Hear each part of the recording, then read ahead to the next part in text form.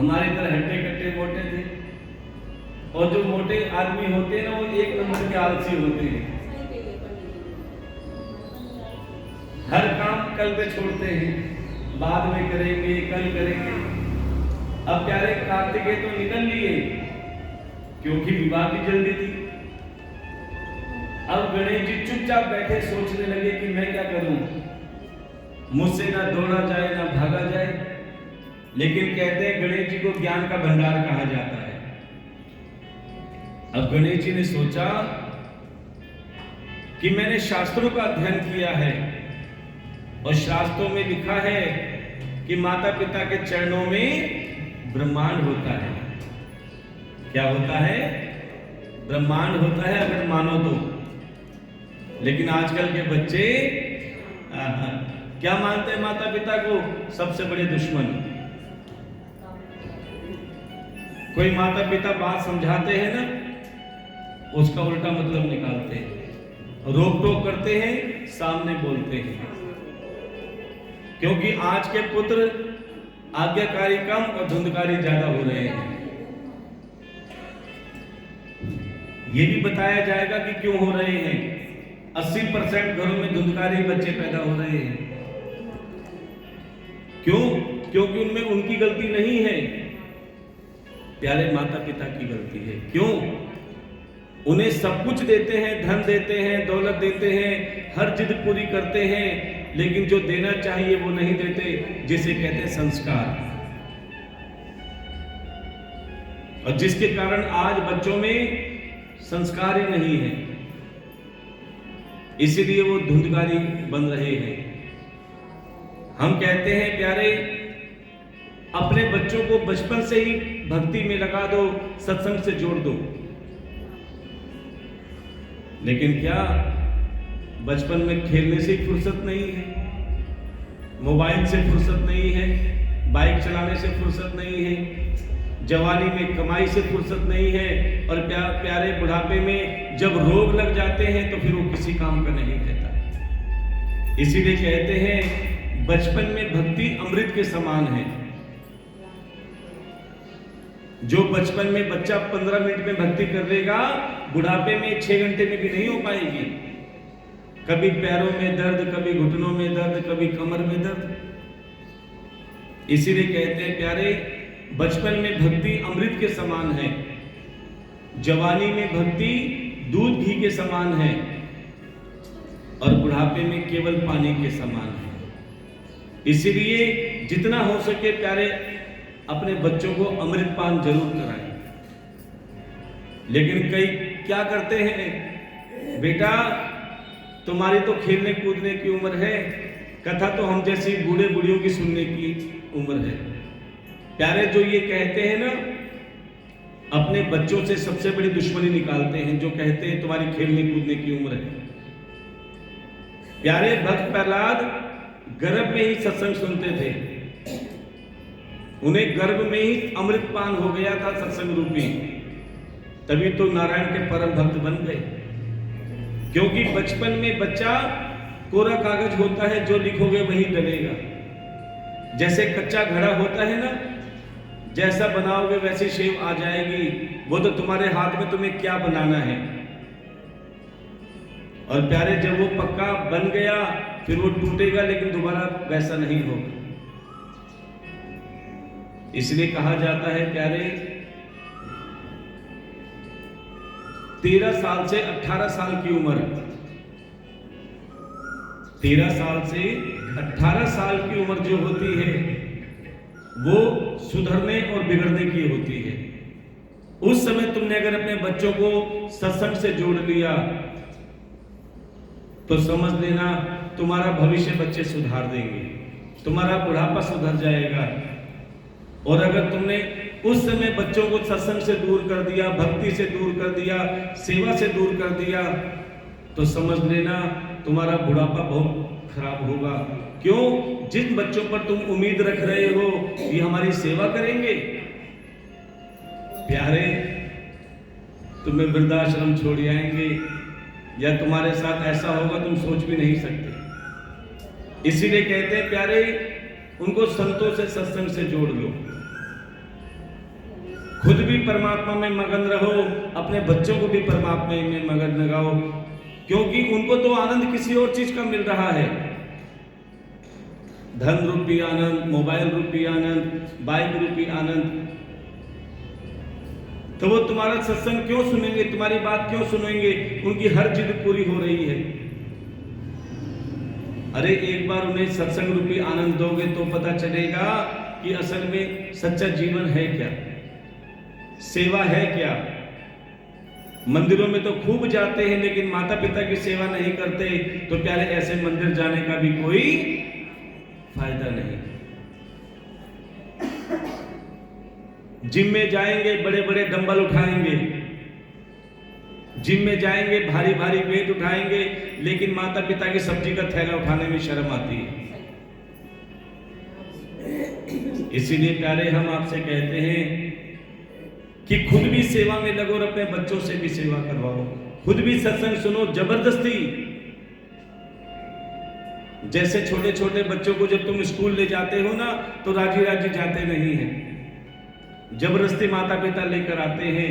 और प्यारे जब उसका मन लगने लगता है तो बच्चे अपने आप स्कूल में आना चालू कर देते हैं। अरे एक बार शुरुआत तो करो, एक बार उनका मन तो लगाओ।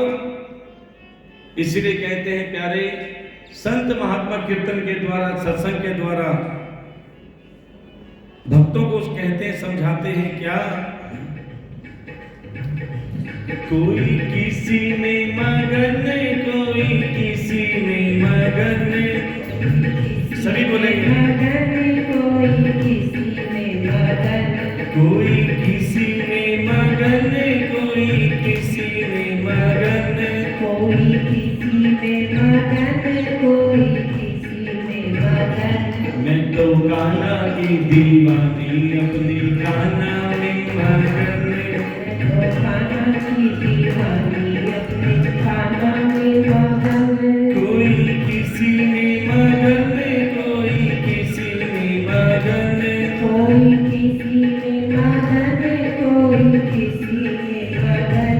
मैं तो कान्हा की दीवानी, अपने कान्हा में मगन, मैं तो कान्हा की दीवानी, अपने कान्हा में मगन। मैं तो कान्हा की दीवानी, अपने कान्हा में मगन। मैं तो कान्हा की दीवानी, अपने कान्हा में मगन। कोई कोठी में मगन, कोई बंगले में मगन, कोई बोलना, में मगन, कोई बगले में मगन। कोई कोठी में मगन, कोई बंगले में मगन, कोई कोठी में मगन, कोई बगले में मगन। मेरी टूटी सी झोपड़िया, मैं तो उसमें मगन, मेरी टूटी सी झोपड़िया, मैं तो उसी में मगन। मेरी टूटी सी झोपड़िया, मैं तो उसमें मगन, मेरी छोटी सी झोपड़िया, मैं उसी में मगन। मैं तो कान्हा की दीवानी, अपने कान्हा में मगन, मैं तो कान्हा की दीवानी, अपने कान्हा में मगन। कोई सोने में मगन, कोई चांदी में मगन, कोई सोने में मगन, कोई चांदी में मगन। कोई सोने में मगन, कोई चांदी में मगन, कोई सोने में मगन, कोई चांदी में मगन। मेरी तुलसी की माला, मैं तो उसमें मगन, मेरी तुलसी की माला, मैं तो उसमें मगन। मैं तो कान्हा की दीवानी, मेरे कान्हा में मगन, मैं तो कान्हा की दीवानी, मैं कान्हा में मगन। कोई साड़ी में मगन, कोई लहंगे में मगन, कोई साड़ी में मगन, कोई लहंगे में मगन। कोई साड़ी में मगन, कोई लहंगे में मगन, कोई साड़ी में मगन, कोई लहंगे में मगन। मेरे कान्हा की मुरलिया, मैं तो उसमें मगन, मेरे कान्हा की मुरलिया,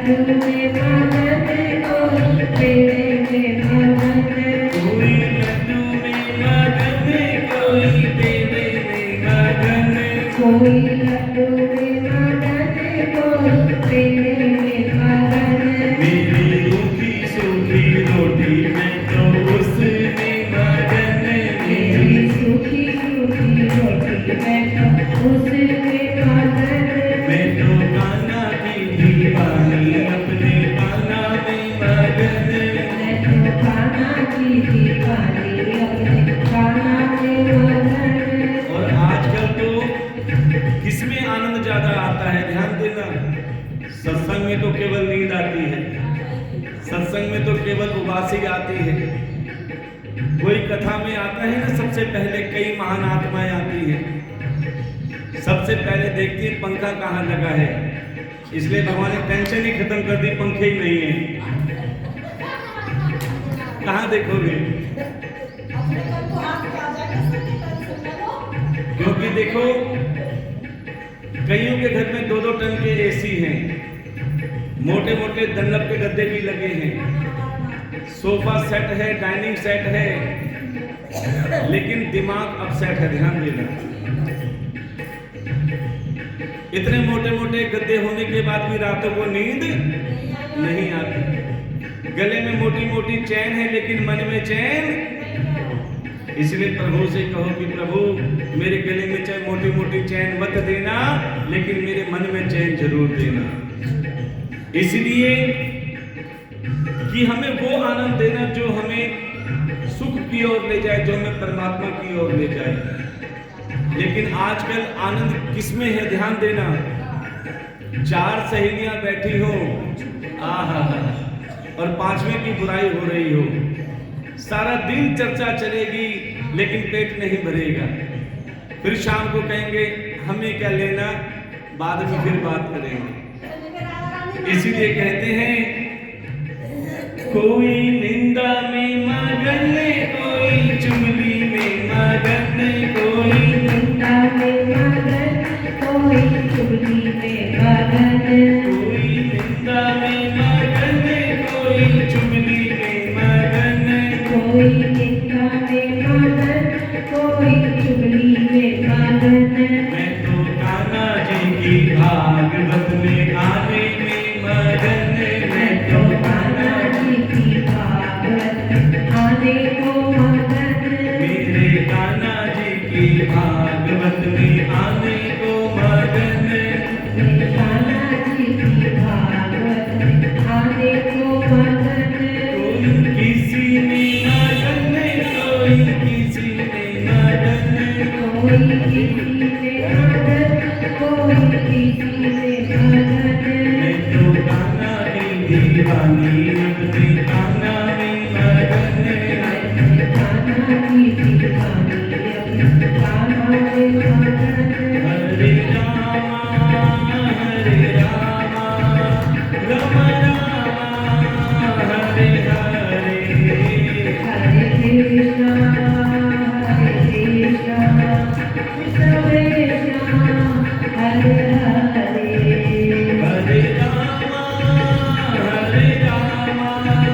राम राम हरे हरे हरे राम राम राम हरे हरे हरे कृष्णा कृष्ण कृष्ण हरे हरे हरे कृष्णा कृष्ण कृष्ण हरे हरे कृष्ण कृष्ण हरे हरे कृष्ण कृष्ण हरे हरे प्रेम से बोलना पड़ेगा राधे राधे जोर से बोलना पड़ेगा राधे राधे अब कुछ नहीं बोलना पड़ेगा बड़े भाव से हरि की कथा का अमृत अपने हृदय में उड़ेलना होगा और प्यारे कि भागवत कथा में अगर आपने सच में भगवान को जीतना है अर्थात ठाकुर जी को पाना है तो 3 चीजें आपके अंदर जरूर होनी चाहिए। सबसे पहला, अपना आसन जीतना। आपने देखा होगा, सुना होगा कि पहले की जो कथाएं होती थी ना, उसमें कहा जाता था हजारों वर्ष तक तप किया जाता था। कोई एक टांग पे खड़े होके हजारों वर्ष तक तप करते थे, कोई भूखे रहकर करते थे, कोई प्यासे रहकर करते थे।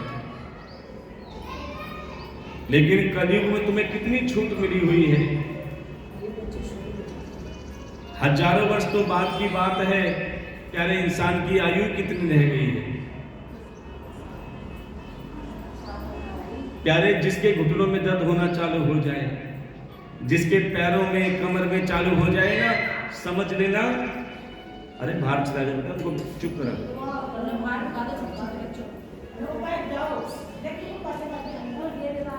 एक बार डांट दो कि प्यारे, उसका रिचार्ज कूपन समझ लो समाप्त होने जा रहा है, जिसके घुटनों में, पैरों में, कमर में दर्द हो जाए।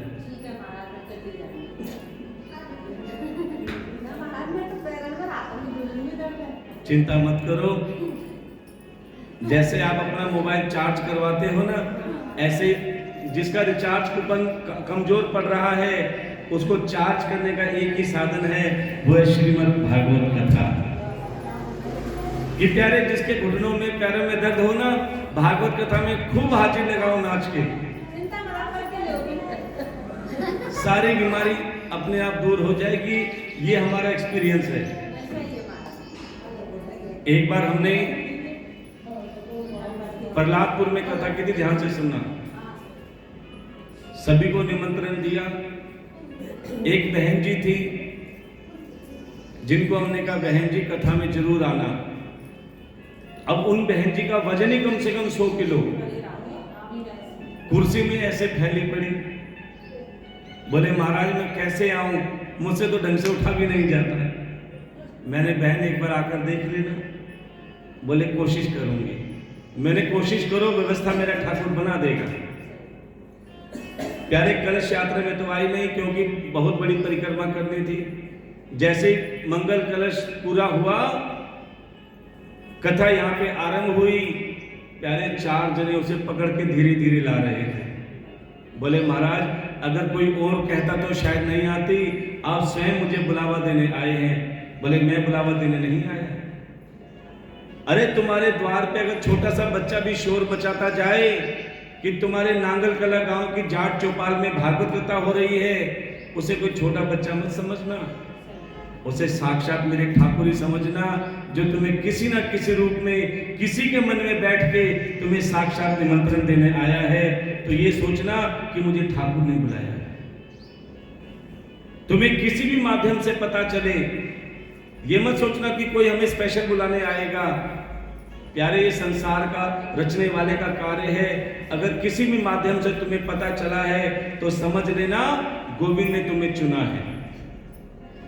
क्योंकि भागवत कथा में हर कोई नहीं बैठ सकता, भागवत कथा में हर कोई आ भी नहीं सकता, चाहे कितना ही पास में रहता हो, कितनी ही कोशिश कर ले कथा में आने की। जैसे आने लगेगा कोई रिश्तेदार आ जाएगा, कोई आने लगेगा, कोई काम आ जाएगा। बोले महाराज आ तो जाते कथा में, लेकिन क्या करें, रिश्तेदार आ गए, ये काम आ गया, वो काम आ गया, तो हम कथा में नहीं आ सके। हमने कहा तुम्हारा इसमें कोई दोष नहीं है, तुम्हारे यहाँ पे कोई समस्याएं नहीं आई, कोई रिश्तेदार नहीं आए, तुम्हारे सिर पे पाप थे जो तुम्हें कथा में आने नहीं दे रहे थे। और जिसके पुण्य जागृत हो जाते हैं, जिसके सत्कर्म जागृत हो जाते हैं, फिर चाहे वो कितनी ही दूर रहे, मेरा ठाकुर उसे अपनी कथा में बुला ही लेता है। ध्यान देना, क्योंकि हम हर कथा में कहते हैं जिसे जनता चुनती है वो विधानसभा में बैठता है, जिसे जनता चुनती है वो विधानसभा में बैठता है, और जिसे मेरा गोविंद चुनता है केवल वही भागवत कथा में बैठता है। क्यों? क्यों मेरे ठाकुर ने उसे चुना है, हर कोई नहीं बैठ सकता। सबको अपने घर में एयर कंडीशन प्यारे लगते हैं, सबको अपने घर में डंडप के गद्दे प्यारे लगते हैं, पंखे कूलर प्यारे लगते हैं, लेकिन फिर भी कथा में बैठे हो वो भी बिना पंखे के, उन्हें पता है ये तप, इसका फल हमें बहुत मिलेगा। क्योंकि जिसने ये 3 घंटे का तप कर लिया, अर्थात अपना आसन जीत लिया, समझ लेना उसने भगवान को जीत लिया। सिर्फ 3 घंटे आपने परमात्मा को देने हैं। इस कथा को कभी पिकनिक मत समझना। कई लोग क्या सोचते हैं, अरे आज तो कथा का पहला दिन है, आराम से चलेंगे, 7 दिन कथा होगी। कोई पहले दिन आता है तो दूसरे दिन नहीं आता। कई तो ऐसे सोचते हैं, अरे सीधा कृष्ण जन्म पे आएंगे। कई सोचते हैं सीधा रुक्मिणी विवाह पे आएंगे। अरे हम कहते हैं सीधा भंडारे में आओ, कौन मना करता है? हाँ। कई लोगों को तो एक सीधा बहाना मिला है, बोले महाराज जी हमें तो कथा का पता ही नहीं चला, सिर्फ आज भंडारे का पता लगा है। इसीलिए कहते हैं प्यारे, भंडारे का प्रसाद भी अवश्य खाना चाहिए, इसके बगैर भी गुजारा नहीं है। क्यों? क्योंकि भागवत कथा का फल अवश्य लेना चाहिए, लेकिन एक प्रसाद और भी लेना चाहिए। कौन सा? भागवत कथा रूपी प्रसाद। असल में प्रसाद का अर्थ क्या होता है, ध्यान से सुनना। प्रसाद का अर्थ होता है, बोलो, प्र से प्रभु, बोलो ना, प्र से प्रभु, सा से साक्षात और द से दर्शन। जिसने भागवत कथा रूपी प्रसाद ग्रहण कर लिया, उसने साक्षात प्रभु के दर्शन कर लिए। इसलिए प्यारे, सबसे पहले कथा में आकर अपना आसन ग्रहण करो प्रेम से, क्योंकि आसन भी वही ग्रहण कर सकता है जिसे परमात्मा ने चुना है, हमने कहा बार बार। दूसरा, अपना वाणी को विराम देना। कई लोगों की एक आदत होती है, बताया था ना, पहले पंखा देखती है कहाँ लगा हुआ है, फिर अपनी पक्की भाण देखती है कहाँ बैठी है, और पक्की भाण मिल गई, अरे बहन यहाँ पे आई, यहाँ बैठी।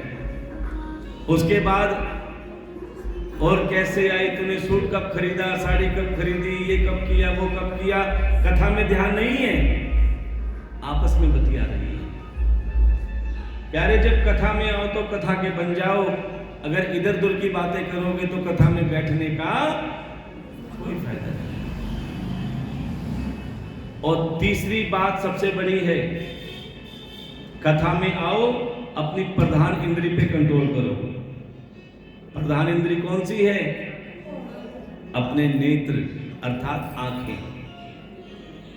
क्योंकि 7 दिन में अगर एक दिन भी तुम तो 7 दिन में नजर टिका के बैठे हो, मेरे ठाकुर की नजर 7 दिन में एक बार भी पड़ गई तो प्यारे तुम्हारा जीवन सुधार देगी। जैसे वृंदावन में बांके बिहारी पे आपने देखा होगा, सुना होगा, बांके बिहारी के नैन इतनी जल्दी नहीं लड़ते।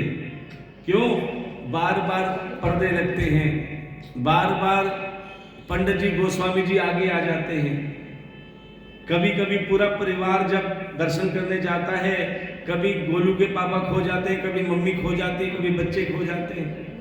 एक दूसरे को देखते हो, लेकिन जिसको देखने आए हो उसको नहीं देखते। और प्यारे, जिससे मेरे ठाकुर की एक बार नजर से नजर मिल गई, फिर वो वहां से खाली हाथ नहीं आता, अपने ठाकुर को साथ लेके आता है। और यही हाल भागवत कथा का है। कथा में आओ, अपने दोनों कानों के छिद्रों को खोल दो। जरूरी नहीं कि तुम्हें 7 दिन की कथा समझ में आए। प्यारे, कथा का एक शब्द भी अगर तुमने समझ लिया और समझा ही नहीं, उसे जीवन में ग्रहण कर लिया, तो तुम्हें 7 दिन की कथा का फल प्राप्त हो जाएगा।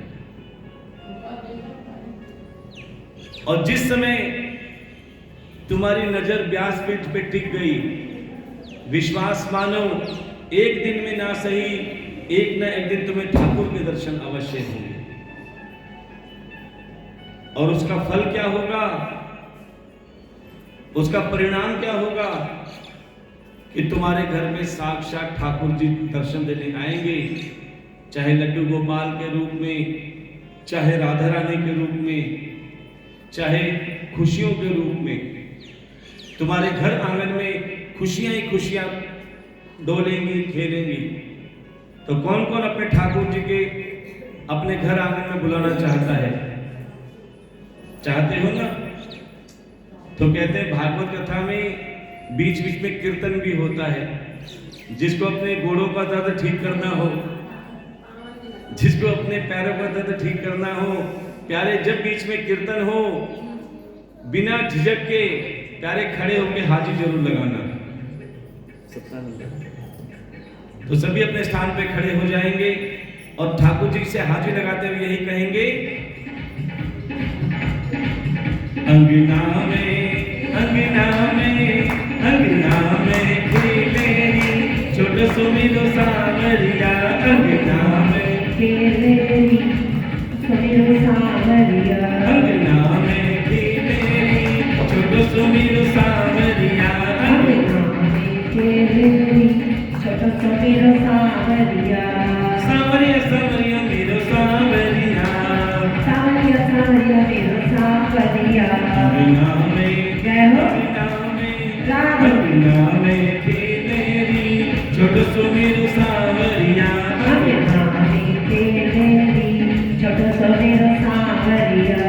जब मैं अपने घर से चली पछे पछे सावरिया, जब मैं अपने घर से चली पछे पछे सावरिया, जब मैं अपने घर से चली पछे पछे सावरिया, जब मैं अपने घर से चली पछे पछे सावरिया। हल्लू के जय हो हल्लू के राधे, हल्लू के लिपट गयोरी छोटो सुमिरो सावरिया, बंधु से लिपट गयोरी छोटो सुमिरो सावरिया, अंगना में खेलेरी छोटो सुमिरो सावरिया, अंगना में खेलेरी छोटो सुमिरो सावरिया। जब मैं भागवत सुनने आई पछे पछे सावरिया, जब मैं भागवत सुनने आई पछे पछे सावरिया, जब मैं भागवत सुनने आई पछे पछे सावरिया, जब मैं भागवत सुनने आई पछे पछे सावरिया। यो भागवत सुना मेरी छोटो सुमिरो सावरिया, यो भागवत सुना मेरी छोटो सुमिरो सावरिया, अंगना में खेलेरी छोटो सुमिरो सावरिया, अंगना में खेलेरी छोटो सुमिरो सावरिया।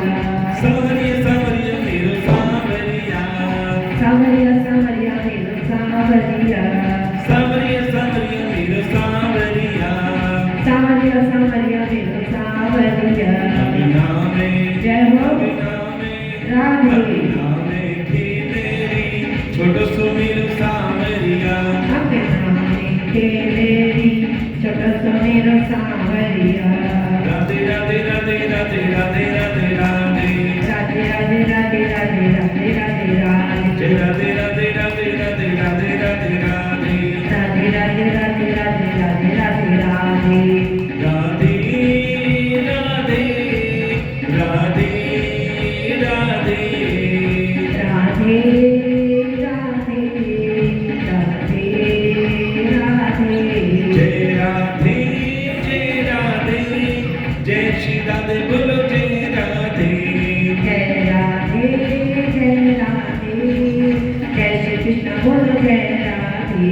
जय राधे जय राधे, जय श्री कृष्ण बोलो जय राधे, जय राधे जय राधे, जय श्री कृष्ण बोलो जय राधे। राधे राधे राधे राधे राधे राधे राधे राधे, राधे राधे राधे राधे राधे राधे बोले राधे राधे सरकार की जय। इसलिए प्यारी कथा में आओ तो बिल्कुल कथा के बन जाओ। जरूरी नहीं कि तुम्हें 7 दिन कथा समझ में आए, इसलिए कथा का एक एक शब्द बड़े ध्यान से सुनो। कथा को समझने के लिए केवल 4 अक्षर आपको समझने हैं, और ये 4 अक्षर कौन कौन से हैं ध्यान देना, मेरे पीछे पीछे बोलना पड़ेगा। बोलिए भा ग व और त। सिर्फ 4 अक्षर आपने समझने हैं। जिसने 4 अक्षर समझ लिए, समझ लेना भागवत कथा को समझ ली। ये 4 अक्षर का अर्थ कौन कौन सा है? बोलो, भा से भक्ति, ग से ज्ञान, व से वैराग्य और त से तुरंत मुक्ति। तुरंत मुक्ति का मतलब ये नहीं कि ऊपर जाने के बाद ही मुक्ति मिलेगी। जीते जी भी मुक्ति मिल सकती है। मरने के बाद मुक्ति मिले कोई गारंटी नहीं। हाँ, जीते जी गारंटी है मुक्ति मिलने की, यदि तुमने ऐसे सत्कर्म किए हैं। अगर तुमने अपने मुख से प्रभु का गुणगान किया है और हाथों से सेवा दान किया है, तो निश्चित रूप से तुम्हें मुक्ति अवश्य मिलेगी।